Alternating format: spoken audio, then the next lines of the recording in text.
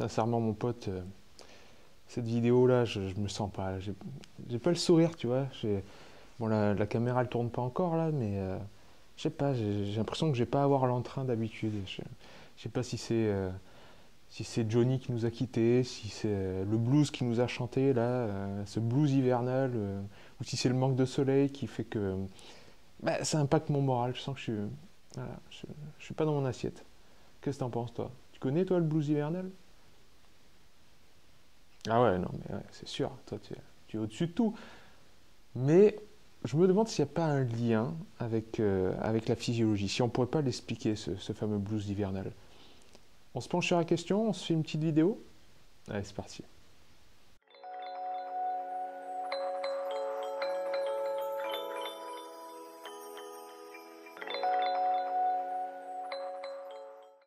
Mais non, évidemment, je suis toujours content et souriant de faire des vidéos sur Verisme TV, c'est sûr.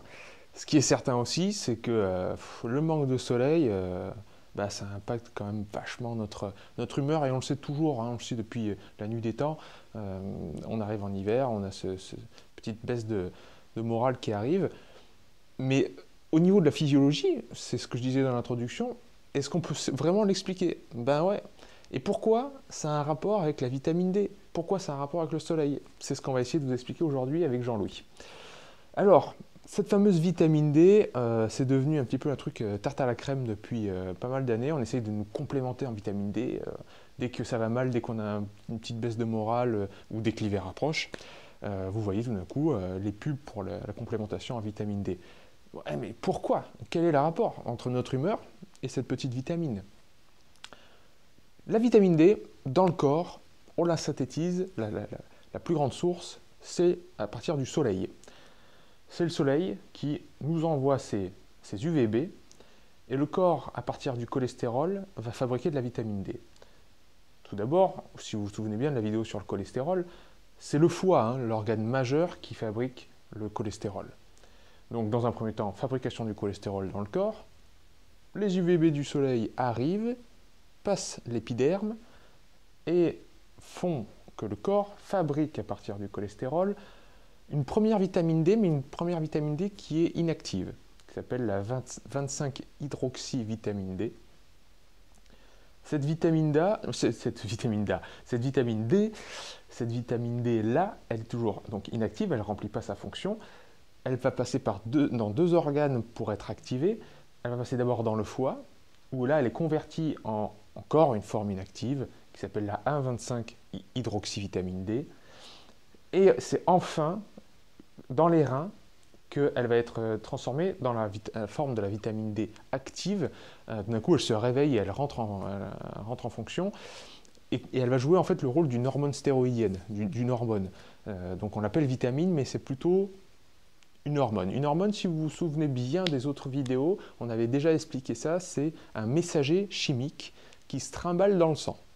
Un messager, donc comme vous imaginez une lettre, hein, un message, qui navigue dans le sang et qui va rentrer dans les boîtes aux lettres des cellules. Donc chaque petite cellule a plein de boîtes aux lettres. Une cellule, elle a une boîte aux lettres pour l'hormone de la thyroïde, une boîte aux lettres pour la vitamine D, etc. Et bien la vitamine D, elle rentre dans sa boîte aux lettres de la cellule reçoit le courrier, et elle lit ce qui est écrit sur le message de la vitamine D. C'est un ordre, hein. La cellule doit faire ceci, doit faire cela, donc elle lit et après elle s'exécute. C'est ça une hormone. Ça délivre un message, ça donne un ordre pour qu'il y ait des actions après qui se passent derrière. Notre vitamine D, donc, une fois qu'elle est produite dans cette forme active, elle va faire plein de choses. Mais alors plein. Elle fait changer l'expression de plus de 1000 gènes dans le corps. C'est-à-dire que ça représente à peu près 5% du génome humain qui permet de créer des protéines. Pour une seule molécule, c'est énorme. Donc la vitamine D, c'est essentiel. Donc le soleil, l'exposition au soleil, c'est essentiel. En gros, c'est ça la conclusion de la vidéo, hein, mais c'est un teaser. Restez quand même branchés. Notre vitamine D, notamment, ce qu'elle fait, c'est qu'elle augmente la réabsorption du calcium au niveau des intestins jusqu'à x20. C'est hyper important. Elle va permettre d'augmenter donc le taux de calcium dans le sang d'une façon vraiment énorme. Donc à mettre en lien avec les pathologies de fragilité osseuse, ostéoporose, etc. L'exposition au soleil, la vitamine D, ça peut avoir un impact et un intérêt vraiment très important dans ce genre de pathologie notamment. Donc dans la santé osseuse, dans l'utilisation du calcium, la vitamine D est hyper importante. Une autre, ça me fait penser à une autre vitamine qui s'appelle la vitamine K2, qui elle a pour rôle, plus ou moins, c'est de prendre le calcium qui donc navigue dans le sang et de le mettre dans les os. Si vous voulez faire un cycle complet du calcium, enfin peut-être pas complet, mais avoir une vue d'ensemble de comment le corps utilise le calcium, intéressez-vous aux hormones thyroïdiennes, notamment la calcitonine, et la PTH, donc l'hormone de la parathyroïde. Thyroïde, parathyroïde, vitamine K2, vitamine D, là vous avez 4 clés pour comprendre comment on utilise le calcium dans le corps. Parenthèse refermée. Notre vitamine D, ça va impacter aussi notre humeur. Et là, c'est hyper important parce que notre humeur, la santé du cigare, la santé du cerveau, le développement du cerveau du bébé, et donc l'autisme, tout ça, la vitamine D va avoir un impact, va avoir un rôle à jouer très important là-dedans. Pourquoi? Parce que c'est la vitamine D qui va permettre notamment la création, la synthétisation d'une certaine neurohormone qui s'appelle la sérotonine. Là-bas, j'ai écrit séro. La sérotonine, vous la connaissez sans doute, cette neurohormone, elle est responsable de notre humeur, des relations sociales avec les autres, de tout un tas de choses dans le corps. Et cette sérotonine, elle est faite à partir d'un précurseur, à partir d'une acide aminé. Vous savez, les acides aminés, c'est les briques de base, les composants des protéines. Cette sérotonine, elle est faite à partir d'un acide aminé qui s'appelle le tryptophane.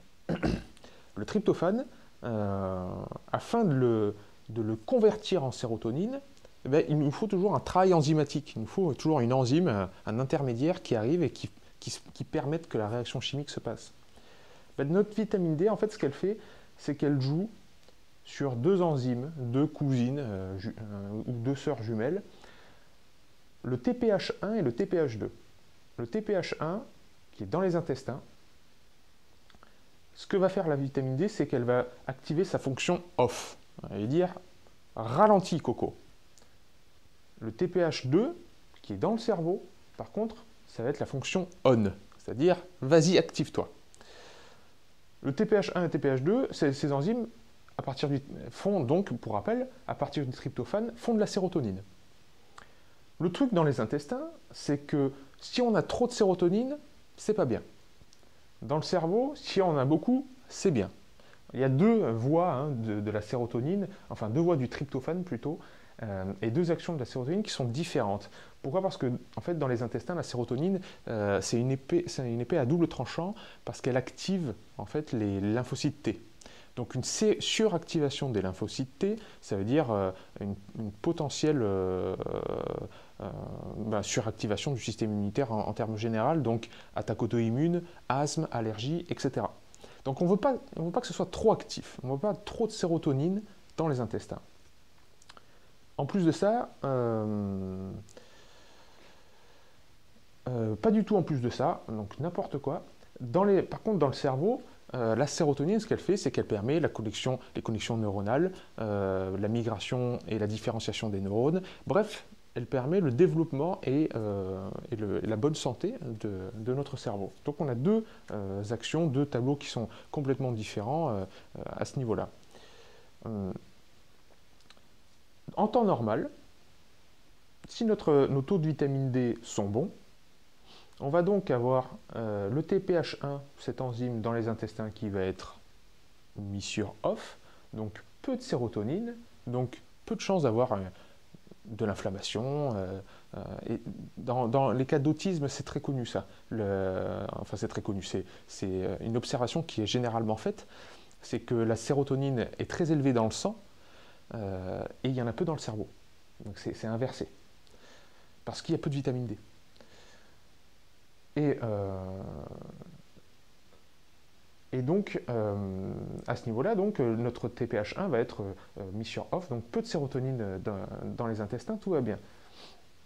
Donc si ça se passe comme ça, si nos taux de vitamine D sont bons, on va aussi avoir au niveau des intestins cette IDO, là c'est aussi une enzyme qui à partir du tryptophane fait un métabolite qui s'appelle la kynurénine, qui active les lymphocytes T régulateurs. Et les lymphocytes T régulateurs, si vous vous souvenez bien de la vidéo sur le microbiote intestinal, ils étaient aussi activés par l'activité de nos bactéries qui mangeaient les fibres et faisaient des acides gras à chaîne courte, et donc activaient les lymphocytes T régulateurs. Alors, remettez-vous la vidéo si vous avez oublié. Les lymphocytes T régulateurs, comme leur nom l'indique, c'est des globules blancs qui disent aux autres globules blancs « calmos les gars, il y a un intrus, il y a un problème, il y a un virus, on s'en charge, mais on ne s'active pas outre mesure et on ne fait pas n'importe quoi ». Voilà. Ça permet qu'il n'y ait pas d'emballement, parce que l'emballement, encore une fois, c'est attaque auto-immune, etc., etc. Voilà. Quand ça se passe bien, quand les taux de vitamine D sont bons, voilà comment ça se passe. Si on n'a pas de vitamine D, enfin si on a peu de vitamine D, il y a donc dans le cerveau, le mode on ne va pas être switché, donc le TPH2 ne va pas s'activer pour faire beaucoup de sérotonine. On va avoir peu de sérotonine dans le cerveau. Donc développement du cerveau, pas adéquate, connexion neuronale non plus, etc. L'humeur qui tombe dans les chaussettes, le moral aussi, les interactions sociales, la mémoire, il y a plein de choses. L'aspect donc cognitif, l'anxiété, les émotions, l'agressivité, tout ça, c'est la sérotonine qui joue. Donc si notre TPH2 il n'est pas sur on ne se prend pas le tryptophane pour faire de la sérotonine, donc on a peu de sérotonine dans le cerveau. Si en plus, notre TPH1, s'il y a peu de vitamine D, notre TPH1, lui, il ne va pas être mis sur off, ça veut dire qu'il va s'activer, il va turbiner, et il va faire plein de sérotonine dans les intestins. Le problème en plus, c'est que ce TPH1, il se lie 3 fois mieux avec le tryptophane que l'IDO. Donc lui va piéger en fait un max de tryptophane, faisant que notre IDO, lui, ne va pas arriver à activer nos lymphocytes T régulateurs, et nos lymphocytes T régulateurs ne vont pas pouvoir dire à l'immunité « calmos, calmos, on ne s'énerve pas ». Donc, on va arriver avec, s'il y a peu de vitamine D, on va arriver à beaucoup de sérotonine dans les... C'est la porte ouverte à attaque auto-immune, asthme, allergie, comme je vous ai dit, un emballement du système immunitaire. Et encore une fois, dans les cas d'autisme, on se rend bien compte, enfin c'est souvent constaté, de l'inflammation au niveau des intestins, c'est un symptôme qui est prépondérant. C'est très intéressant parce que ça nous renvoie aux travaux du docteur Natasha Campbell sur le microbiote intestinal, etc. Et le lien entre intestin, santé intestinale et santé mentale. L'autisme notamment, parce qu'elle, Natasha Campbell, elle a vraiment travaillé spécifiquement sur l'autisme et la santé intestinale. Donc, hyper intéressant de voir ça également. Vitamine D, c'est sûrement un facteur à prendre en compte, Madame Campbell. Peut-être qu'elle le sait déjà, je lui donne un conseil, mais à mon avis, elle sait bien mieux que moi. Alors, comment ça se ferait-il qu'on ait des taux de vitamine D insuffisants? Évidemment, si vous passez votre temps à l'intérieur et que vous ne prenez pas l'air, ça ne va pas être facile de faire de la vitamine D. Par l'alimentation aussi. Il y a des sources alimentaires, évidemment, il faut avoir une bonne hygiène alimentaire, c'est évident, c'est plus qu'évident. Mais après, de façon pratique, comme c'est nos UVB qui nous permettent de synthétiser la vitamine D, si vous badigeonnez de crème, comme une dinde de Noël, d'huile, etc., et que vous faites une barrière physique et chimique sur votre peau, votre vitamine D ne sera pas faite. Donc les crèmes, tout ce qu'on se met sur la peau, basta. Si vous prenez des médicaments anti-cholestérol, là, cette voie-là, vous la supprimez. Il n'y a plus de cholestérol qui est fait par le foie. Donc, on n'a pas notre cholestérol, on n'a pas notre vitamine D. Donc, les médicaments anti-cholestérol, c'est aussi à prendre en compte. L'obésité. Pourquoi l'obésité? Parce que la vitamine D, elle fait partie des vitamines dites liposolubles. c'est-à-dire soluble dans le gras, c'est dans du gras. Bah, si vous avez beaucoup de gras, si vous avez beaucoup de tissu adipeux, en fait, le tissu adipeux, le gras, va séquestrer la vitamine D, l'empêchant de naviguer dans le sang. Donc, ce n'est pas une question de production, de problème de production quand les gens sont obèses, mais c'est plutôt que leur gras stocke la vitamine D et l'empêche d'être activé par les reins, etc., et de rentrer, de produire tous ces bons effets au niveau du cerveau et au niveau des intestins. Donc voilà. L'âge, on s'est rendu compte voilà, que plus on prend de l'âge, une personne à 70 ans, elle fait 25%, elle a 25% de capacité en moins. Enfin non, elle produit 75% en moins de vitamine D qu'une personne de 20 ans. Je ne sais pas si c'est clair. En gros, c'est sûr qu'en prenant de l'âge, bon, bah, on a une proportion, une capacité à moins bien produire de la vitamine D. Mais bon, ça c'est quelque chose, voilà, c'est un facteur sur lequel on ne peut pas trop jouer. Mais ce qui est intéressant, après, bon, la latitude évidemment, hein, si on habite dans le nord, apparemment au Royaume-Uni c'est déjà un peu compliqué de faire de la vitamine D. Et ensuite, la bile. Pourquoi la bile? Parce que, je vous renvoie sur la vidéo sur la vésicule biliaire si vous ne vous souvenez pas, mais la bile, elle permet d'émulsifier les graisses. Vous savez, quand vous mangez du gras, pour pouvoir digérer vos huiles, le gras qui est contenu dans les produits animaux ou végétaux, il faut que votre vésicule biliaire sécrète, enfin relâche de la bile au niveau des intestins. Et comme ça fait une émulsion, ça fait des petites gouttelettes, là, ça fait des bulles. Et notre corps arrive à prendre les nutriments à partir du gras. Ben, pour digérer et absorber de la vitamine D, il faut que notre bile soit sécrétée de façon optimale. Sinon, vous n'arriverez pas à retirer la vitamine D du gras dans lequel elle est contenue. Donc la bile est hyper importante. Mais c'est évident que nos foies, nos reins, vous voyez bien que le cholestérol il est transformé en une première vitamine D, mais voilà, il y a des étapes qui doivent être faites dans le foie et dans les reins. C'est hyper important. Donc, la conclusion simple qu'on peut tirer, c'est que la santé du foie et la santé de nos reins est au moins aussi importante afin de pouvoir convertir notre vitamine D dans sa dernière forme active, cette hormone stéroïdienne. Si on a un foie et des reins qui sont au ras des pâquerettes, on ne va pas arriver à faire ces étapes-là. Donc, encore une fois, c'est toujours revenir à la même chose, c'est la notion de terrain et la notion de globalité. Hein. L'individu, c'est vraiment une globalité, c'est la santé de tous ces organes-là qui ne peuvent pas vivre les uns séparés des autres, toutes ces fonctions qui interagissent entre elles, le cerveau, les intestins, le foie, les reins, etc. Donc, s'intéresser à ce qu'on met dans notre assiette, s'intéresser à tant de grammes de protéines, les calories, etc. Voilà, c'est pas du tout pour cracher sur les diététiciens, les nutritionnistes, etc. Mais c'est sans doute pertinent jusqu'à une certaine mesure de s'intéresser à ce que vous mettez dans votre assiette. Mais après, si votre corps, il n'est pas capable de faire ces synthétisations, de faire ces changements chimiques, de procéder à toutes ces transformations-là, bah, ça va servir à rien, ce que vous mangez. Vous comprenez? Ça va ressortir dans vos toilettes. Voilà.